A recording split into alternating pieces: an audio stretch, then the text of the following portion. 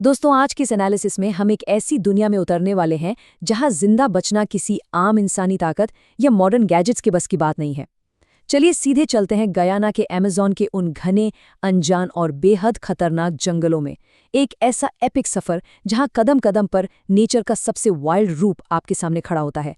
यहाँ सर्वाइवल की आखिरी और सबसे पक्की चाबी सिर्फ एक है, सदियों पुराना स्वदेशी ज्ञान यानी इंडिजीनियस नॉलेज। तो तैयार हो जाइए इस रोंगटे खड़े कर देने वाले सफर के लिए। सोचिए जरा, पानी से भरे एक अनजान जंगल में कोई अकेले हो और अचानक सामना एक विशालकाय शिकारी से हो जाए। ये सांप मेरी सोच से कई ज्यादा बड़ा है। ये 3 या 3.5 मीटर से लंबा ही होगा। ये शब्द उस डरावने पल को बयान करते हैं जब एक अकेले मुसाफिर का सामना पानी में छुपे एक एनाकोंडा से हुआ। जब ये एनाकोंडा अपने फुल साइज में होते हैं ना, तो लिटरली जंगल के राजा होते हैं। इनसे पंगा लेने का मतलब है सीधे मौत को दावत देना। ये टेंस एनकाउंटर हमें याद दिलाता है कि इस बेरहम जंगल के आगे इंसान की हैसियत सच में कितनी छोटी है। और ध्यान रखिए, ये सफर कोई छोटा मोटा ट्रैक नहीं है। 800 किलोमीटर, जी हाँ, 800 किलोमीटर्स का एक थका देने वाला सोलो एक्सपीडिशन। ये रास्ता आसान बिल्कुल नहीं है। इसमें विशाल सवाना घास के मैदान हैं, ऊंचे पहाड़ हैं और फिर आते हैं खतरनाक कोस्टल स्वॉम्प्स यानी तटीय दलदल जो सीधे अटलांटिक ओशन तक जाते हैं। इस अकेले सफर और इस एक्सट्रीम स्केल की कल्पना करना ही दिमाग हिला देता है। ये फिजिकल एंड्योरेंस और मेंटल टफनेस का अल्टीमेट टेस्ट है। अब इन दलदली मैंग्रोव के बीच अकेले निकलना कैसा होता है? बेसिकली ये किसी बुरे सपने के सच होने जैसा है। एक तो लगातार होने वाली मॉनसूनी बारिश और ऊपर से तेजी से बढ़ता हुआ ज्वार का पानी जो हर घंटे नए खतरे पैदा करता है। और अगर ये काफी नहीं था तो कीचड़ में छुपी हुई स्टिंगरे मछलियां, घात लगाए बैठे कैमान मगरमच्छ और खून चूसने वाले पैरासिटिक कीड़े। पानी का लेवल यहाँ कब बदल जाए और अचानक आप मौत के मुंह में फंस जाएं, पता ही नहीं चलता। और उन्हीं खतरनाक कीड़ों में से एक है ये बॉटफ्लाई लार्वा। देखिए, जंगल में खतरा हमेशा बड़े मगरमच्छ या जगुआर से नहीं होता। कभी कभी खतरा स्किन के अंदर चुपके से पनप रहा होता है। ये एक ऐसा पैरासिटिक कीड़ा है जो मच्छरों के जरिए इंसान की बॉडी पर अपने अंडे छोड़ता है। फिर वो अंडा स्किन के अंदर घुस जाता है और हफ्तों तक वहीं बड़ा होता रहता है। सुनकर ही अजीब सी झुरझुरी होने लगती है ना, कि शरीर के अंदर एक कीड़ा धीरे धीरे बड़ा हो रहा है। ये सिर्फ बेहद दर्दनाक ही नहीं है, बल्कि इससे इतना भयानक इन्फेक्शन हो सकता है कि ऐसी रिमोट जगह पर जान भी जा सकती है। ऐसे एग्जॉस्टिंग हालात में बॉडी में एनर्जी बनाए रखना लाइफ और डेथ का सवाल होता है। पर जंगल में खाना ढूंढना कोई मजाक नहीं है, ये पूरा एक साइंस है। एग्जाम्पल के लिए मैंग्रोव पाम फ्रूट को ही ले लीजिए। इसे सिर्फ इसकी एक स्पेसिफिक जेली जैसी स्टेज में ही खाया जा सकता है, जहां से तुरंत कैलोरीज मिलती हैं। अगर फ्रूट थोड़ा सा भी कच्चा है तो उसमें गुदा नहीं होगा, और अगर गलती से ज्यादा पक गया तो वो किसी क्वार्ट्ज पत्थर जैसा कठोर बन जाता है जिसे चबाना नामुमकिन है। सटीक एडिबल स्टेज की ये पहचान लिटरली जिंदगी और मौत के बीच का फासला तय करती है। मगर इस कठिन सफर में जब उम्मीद टूटने लगती है और बॉटफ्लाई का इन्फेक्शन अनबेरेबल हो जाता है, तभी एक बड़ा टर्निंग पॉइंट आता है। लोकल वराओ जनजाति के शिकारियों से मुलाकात। ये मुलाकात किसी चमत्कार से कम नहीं है।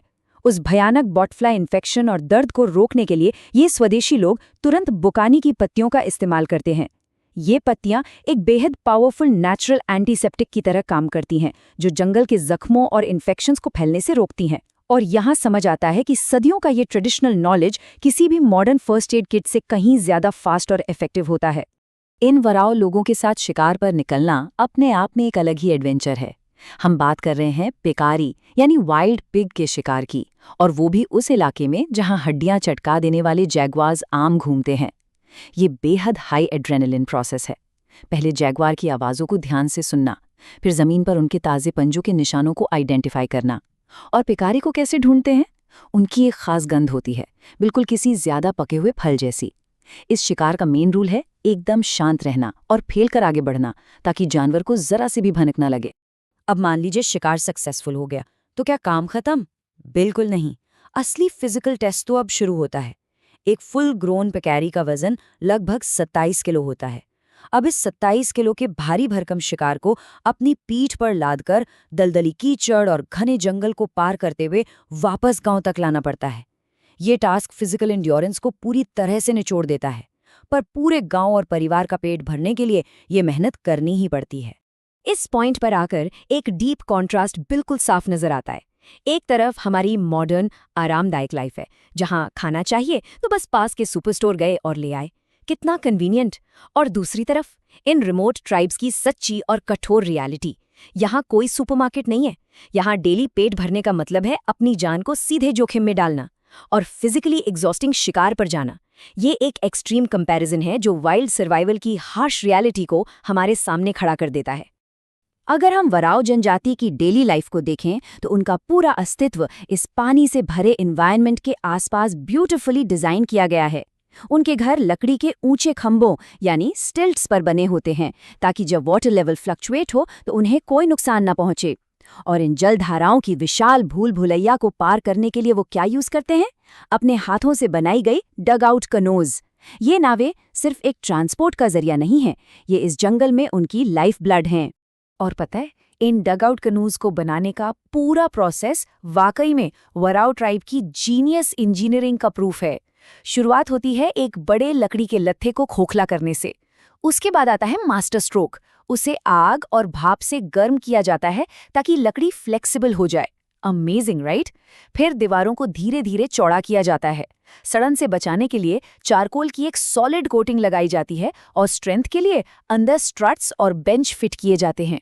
ये बस एक नाव नहीं है, ये इंडिजिनस इनोवेशन का एक शानदार नमूना है।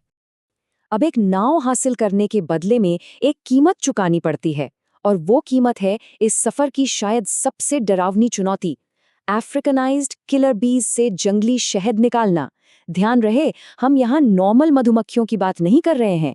ये जेनेटिकली मॉडिफाइड इंसेक्ट्स हैं जिन्हें हाई हनी प्रोडक्शन के लिए बनाया गया था, पर एज अ साइड इफेक्ट ये बेहद अग्रेसिव और डेडली बन गईं। इनका एक स्वॉर्म अगर गुस्से में हमला कर दे तो किसी की भी जान लेने के लिए काफी है। मगर यहाँ भी इंडिजिनस ट्रिक एक बड़ा गेम चेंजर साबित होती है। इन वराओ लोगों ने इन किलर बीज को हैंडल करने का एक बिल्कुल माइंड ब्लोइंग तरीका ढूंढ रखा है। वो दीमक की बाम्बी को जलाकर एक बहुत ही घना धुआं बनाते हैं। अब इसके पीछे का साइंस सुनिए। ये धुआं मधुमक्खियों के अंदर के अटैक फेरोमोन्स को पूरी तरह डिसरप्ट कर देता है। मतलब बीज एक दूसरे को अटैक करने का सिग्नल भेज ही नहीं पाती हैं, और बस धुआं छटने से पहले फुर्ती से शहद निकाल लिया जाता है। ये बिल्कुल मौत के मुंह से शहद चुरा लेने जैसा किस्सा है।